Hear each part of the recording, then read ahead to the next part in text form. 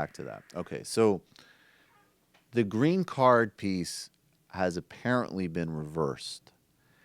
And this is the sort of supposed dividing line inside Republican politics, such as they exist now on immigration. Now, be very clear. Paul Ryan spoke out in support of this. There are no serious, credible national Republicans that have categorically condemned this. None. Some have made some questions about the process, and obviously the process has been a logistical nightmare. But there has been no leader that has come out and spoken against this. But theoretically, Republicans as the pro-business party, and of course this isn't about racism, they would have no problem with green card holders who are highly educated people, who are people usually often highly educated, people who are almost always, even if it's at a lower skilled capacity, contributing to the economy, working in various sectors or academic research. But let's get reminded of who helped draft this memo and who now has a major seat in national security in the United States. This is from a conversation during the campaign between Steve Bannon and Donald Trump. This is November 2015. They're on Breitbart Radio. Now, notice Trump is doing his usual dynamic. He has the instinct for bigotry, but he has no idea what he's talking about. And he's basically giving you actually the traditional Republican spin on immigration in this interview. Bannon says something that is both, of course, totally inaccurate, but very revealing about the political instincts and the desire and the overt xenophobia of arguably, I think without a doubt, certainly one of the most important people in the Trump organization. A lot of it has to do with rules. One of the things I did say, though, and I feel strongly about this, when somebody's going to Harvard, Yale, Princeton, Penn, Stanford, all the great, and they graduate, and not only graduate, but do great, and we throw them out of the country, and they can't get back in, I think that's terrible. We've got to be able to keep great people in the country. We've got to create, job creators. One man went to, I think it was Harvard. There was a story a month ago. Went to Harvard, did well, good student, wanted to stay in the country, wasn't allowed to. Went back to his home in India, started up a company. Now it's a very, very successful company with thousands of people. He wanted to do that here. We have to be careful of that, Steve. We have to keep our talented people in this country. I think you agree with that. Do you agree with that? Well, I got a tougher, when 2/3 or 3/4 of the CEOs in Silicon Valley are from South Asia or from Asia, I think. My point is that a country's more like Sessions. A country's more than an economy. We're a civic society. I want to see. Well, in any event, you have to keep them legally. Yes. When people come in, they have to come in legally. I want people to come into the country, Steve, and I've said that. I'm building the wall. We're going to have a border like very few people have.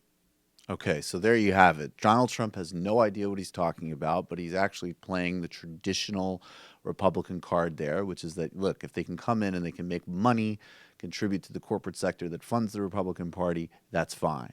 And Steve Bannon, first of all, it should go without saying that, no, 2/3 of CEOs in Silicon Valley are not of South Asian or Asian background, so that's factually wrong, not that that should matter. But then he says something very revealing there. We're not just an economy, we're a civic culture. And that civic culture is white. Period. Now, speaking of which, I'll just touch on this. Yeah, we'll get to Bryant's in just one second. But I just want to say, and this is a perfect example of this, one of the people who has been forced to leave the country is Dr. Suha Absohama, who is a physician at the Mayo Clinic. And I'm going to read now from a report in ProPublica. Hours after landing in New York on Saturday, a doctor at the prestigious the Cleveland Clinic was forced to leave the country based on an executive order issued by President Donald Trump that bans visitors from 7 predominantly Muslim countries for 90 days. Her flight to Saudi Arabia took off minutes before a federal judge in New York put a temporary stay on turning people back in such situations. Suha Absohama is 26 in the first year of internal medicine residency program at the clinic and held an H-1B visa for workers in quote-unquote specialty occupation. She was born and raised in Saudi Arabia and holds a passport from Sudan. And of course, Saudi Arabia is not on the list, but Sudan is. And this is a perfect example again of like Bannon won that conversation.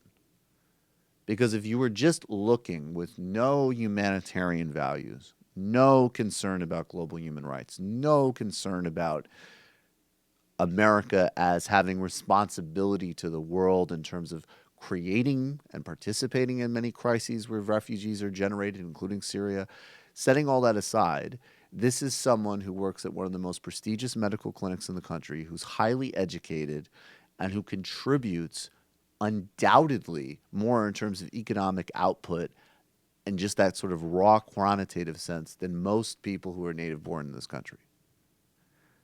And it was Bannon, and notice he mentioned Sessions there too. We'll get back to him, who said it's not just an economy, it's a civic culture. Xenophobia, racism, white supremacy, proto-fascism is at the highest levels of American government. And that executive order conversation might have gone a little bit like that, with Steve Bannon coaxing him along to a desired outcome while Trump bloviates because he has no idea what the fuck he's talking about. He just has the instinct for bigotry and strongmanhood. And Bannon knows the game. Hey, it's Sam Seder. Why don't you subscribe to this channel? You can do so right over here. Over. Subscribe.